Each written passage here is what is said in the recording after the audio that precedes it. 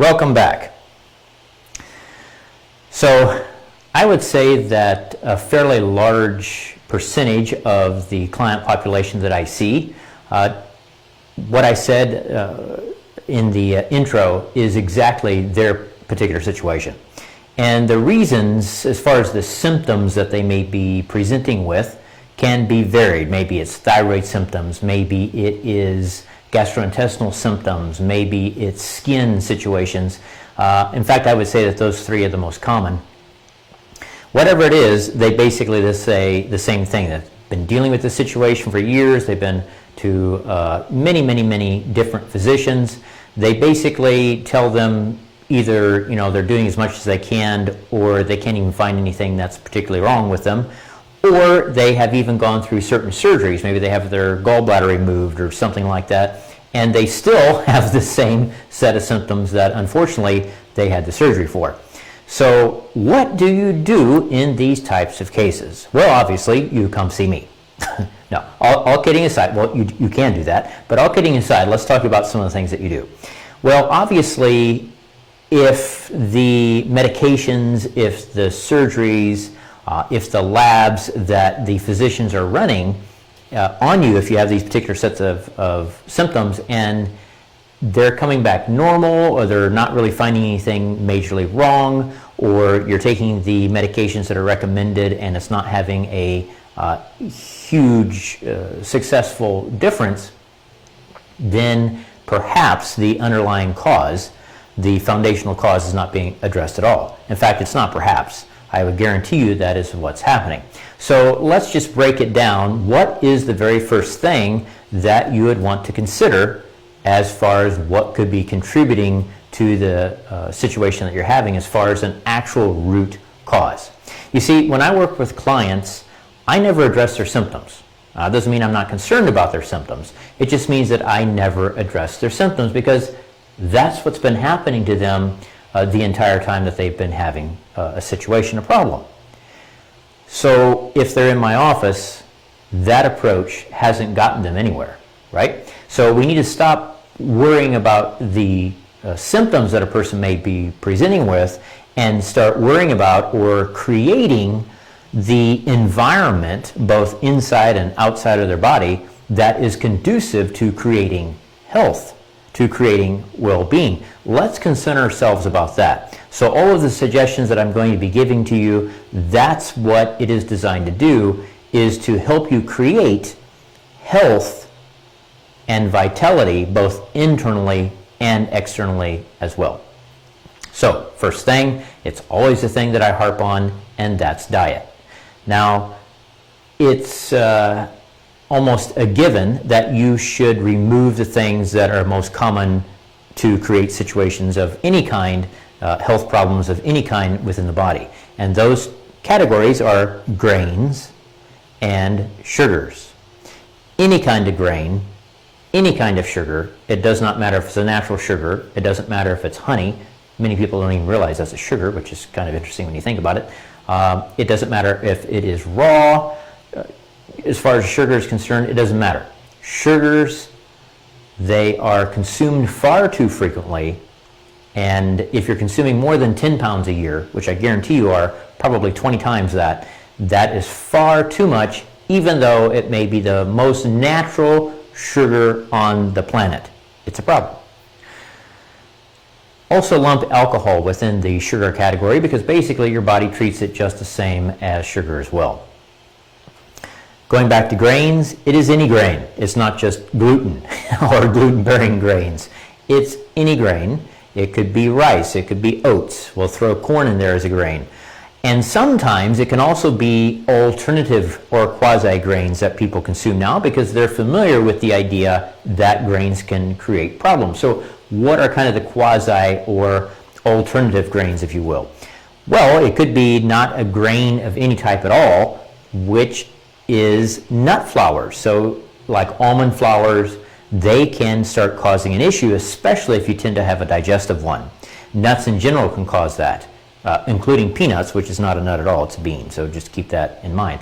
So nut flours, if you have switched or transitioned away from any type of grain and now you're using an almond flour or something of the like, instead trying to stay away from the grains and you're still having problems, realize that nut flours can be pro-inflammatory to the bowel and really to anything else as well. It's just most commonly found within the bowel. As well as things like cassava. I often find cassava flour root to start becoming an issue for an individual. So they may have previously done okay with it, or I may have tested them and their body says, yeah, there's not a problem. And so then they start consuming a lot of it. Maybe it's a bag of cassava chips a day or a few a week, or not only are they consuming the cassava chips, but they're also using cassava flour and other things. It's too much, people, all right? If you start consuming too much of a single thing within a certain given period of time, it doesn't matter how good it is for the body, you can sensitize yourself to it. So be aware of that.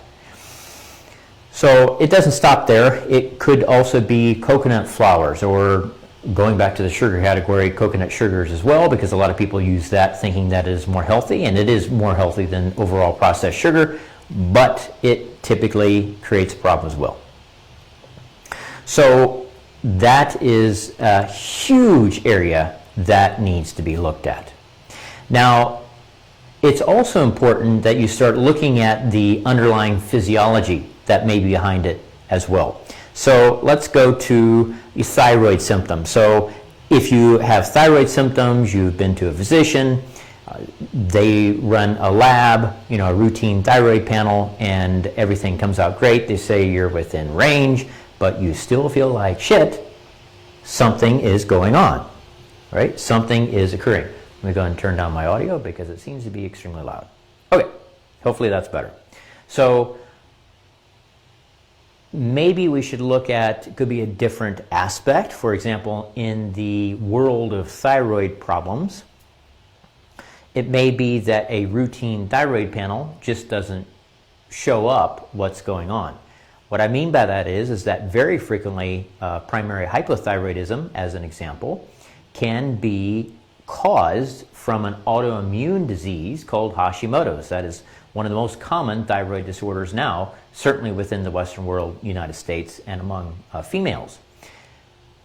Running a routine thyroid panel will not show if you have Hashimoto's or not. There's a specific antibody tests that have to be run in order for that to be found. Now, the reason that typically physicians don't run those panels is that if they were to find that, there's not really any change in what they are prescribed as treatment, meaning it's still going to be a thyroid medication. So if especially you are already on thyroid medication, your thyroid panels are normal on that thyroid medication, but you're still having thyroid symptoms, they're not going to do anything further. I mean, they may give you an antidepressant and say it's all in your brain or all in your head. That's going to be the next thing that they do, because there's nothing else that they can do, even if they were to run other labs and find that there is a problem, such as Hashimoto's. They're still just going to give you thyroid medication. So what we do is, again, not worry about the symptoms. We want to look at the root cause of any type of health situation within the body, and that's just simply a lack of overall good health and vitality. We want to create those things, right? So that's what we start looking at. Let's look at the similar idea as far as in the case of digestive disorders. Now, it could be irritable bowel, it could be Crohn's, it could be colitis, any of those bowel types of diseases. It could just be really chronic constipation. So it's oftentimes, in the cases of the digestive system, not a primary digestion problem. I mean, within the organs of, like the intestine or the small intestine or some organs like that. One of the common functional medicine trends that's occurring right now is something called SIBO, S-I-B-O. That's an acronym for small intestine bacterial overgrowth. That's thrown about everywhere. Sometimes that's an issue. I have found that it's not nearly as frequent of an issue as many people think that it is.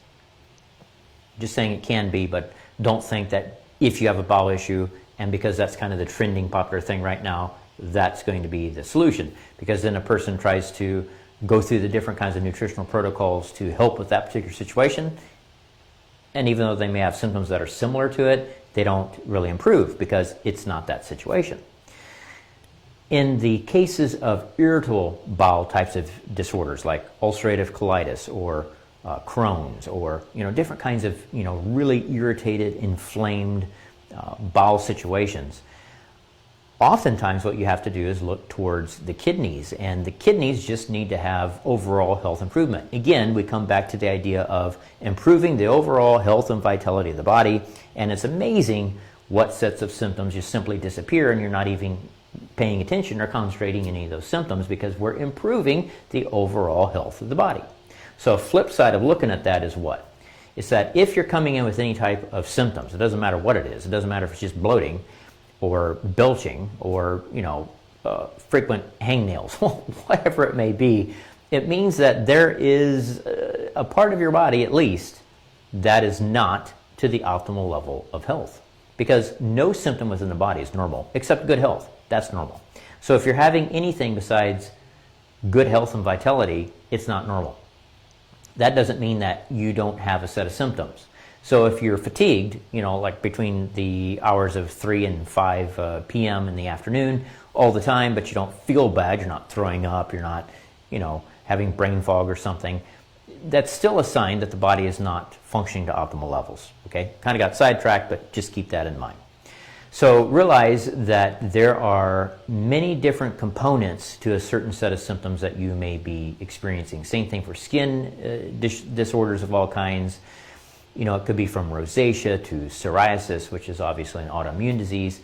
But many people, instead of taking a really detrimental form of medication like an immunosuppressive drug to keep those symptoms at bay of the psoriasis, they go and look for the food allergies that they may have, or maybe it's a chemical sensitivity, or maybe again it's less kidney function, optimal kidney function than they should have. And when they improve those things, they start noticing that skin, even if it's psoriasis or other kinds of autoimmune situations, just happily start improving. So I encourage you, if you are in a situation in which you've been to physician after physician and it's either not improved, or they say we can't really find anything wrong with you, all your labs are normal, and you still feel like crap, to start looking at creating an environment internally and externally that promotes health, that promotes vitality, and you will be pleasantly surprised that those symptoms can just fade away. Now, in fact, I want to show you how that is actually true in the case of a recent client of mine who is very kind to leave a review. Let me see if I can. I'm going to have to put this, just hang on for 1 second. I should have already had this set up, but I didn't, because that's just the way I am. Hold on.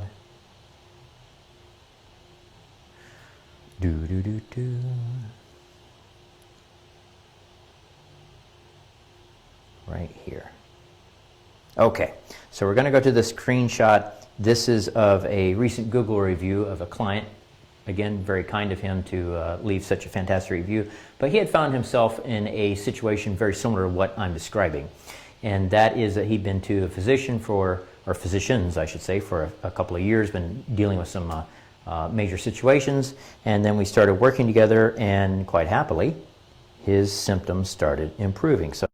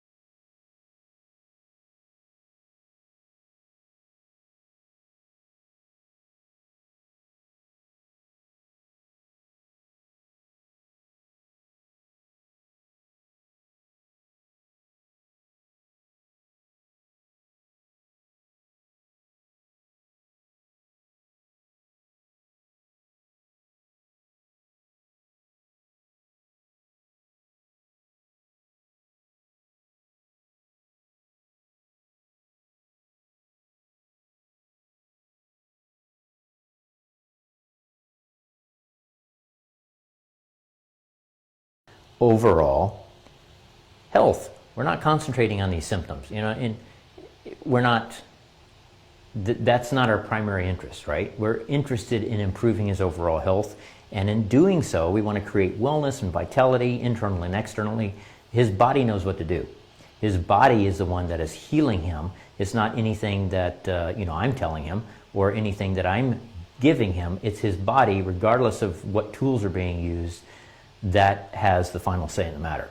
And that's why he's having such excellent results, because his body is being given, at this point, finally, what it needs. So that's just one example. You can actually go to our Google reviews. We have well over 90, almost 100 Google reviews, 5-star Google reviews, and you'll find it very interesting what people have been experiencing in working with us. So, if you're finding yourself in that kind of situation, and even after following the things that I've suggested today, you're still having difficulty, then I invite you to call our office, set up an initial consultation, and at that initial consultation, I'll be able to identify with you if we can help your situation or not. And if we can, we will create a total health restoration program, which has a primary concern or interest in creating this health and vitality. And hopefully, all those symptoms just fade away. So you, again, can call our office. You can also go to our website, which is healthrebel.tv, www.healthrebel.tv. And if you're interested in these types of videos, you can also like our fan page, both on Facebook and also our YouTube channel. Like and subscribe. And one more favor, if I can ask that of you, and that is, if you have found any of this information useful, please at least like our video. And even more so, that would be helpful, is to share this video with any of your friends or family on your timeline, because that really is the only way now that we are able to disseminate this information to anyone. Because by this time, over the last 2.5 years, these social media platforms are locking all kinds of very useful, very important health information. They're locking it down. And we just do not get anything of the reach that we should be getting. And it helps us a lot, even just liking our video, but especially if you are to share it. So thank you very much for watching today. Again, my name is Labron Allen. I am the founder of the Natural Health Clinic. Take care.